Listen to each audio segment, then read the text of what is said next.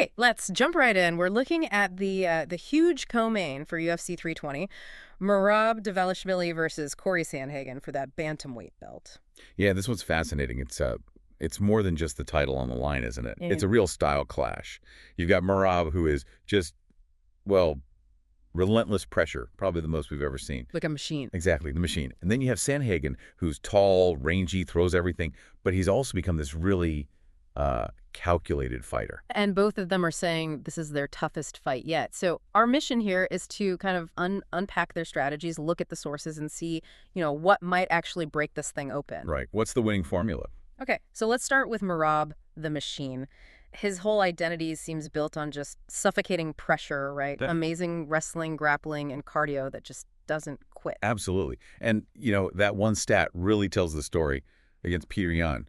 48 takedown attempts. 48? Yeah. That's insane. It is insane. And it's not even about landing all of them, though. He lands plenty. It's the psychological toll. Yeah.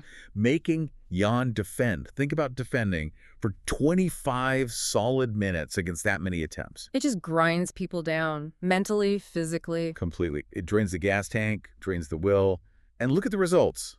A 13-fight win streak. He's beaten Aldo, Yan, Cejudo, former champs, legends. And he gives a lot of credit for that mentality, that championship mindset, to training with Aljamain Sterling, his teammate. Yeah, that partnership has clearly been massive for him. You can see that confidence, that relentless approach. It's infectious, maybe. Okay, so that's Merab, almost inhuman pressure. How does Cory Sandhagen deal with that? He's the sharpshooter, known for, flying knees, spinning stuff. Yeah, super dynamic, very unconventional attacks. And that length, it usually helps keep wrestlers off him. But the big thing with Sandhagen for this fight, looking at the preparation, is this evolution he's talking about. What kind of evolution? Well, he started working closely with Trevor Whitman. And apparently, Whitman really shifted his whole mindset. It wasn't just about defense and countering anymore.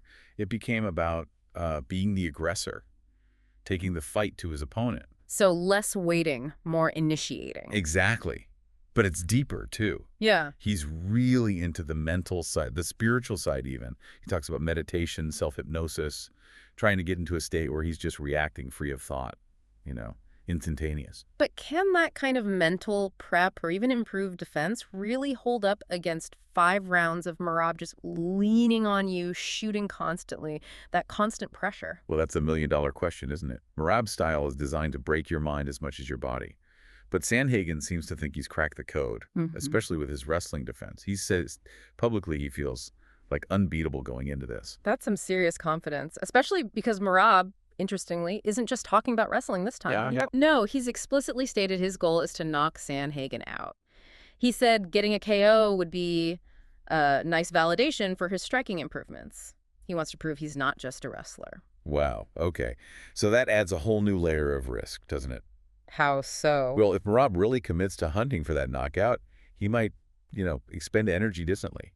His whole game is built on that relentless pace, that cardio advantage, especially late. Chasing a KO could potentially compromise that. He'd be trading his proven winning strategy for something riskier. Higher risk, higher reward, maybe. Maybe. Meanwhile, Sandhagen's plan is the opposite, kind of. He wants to be the aggressor, wants to punish Merab.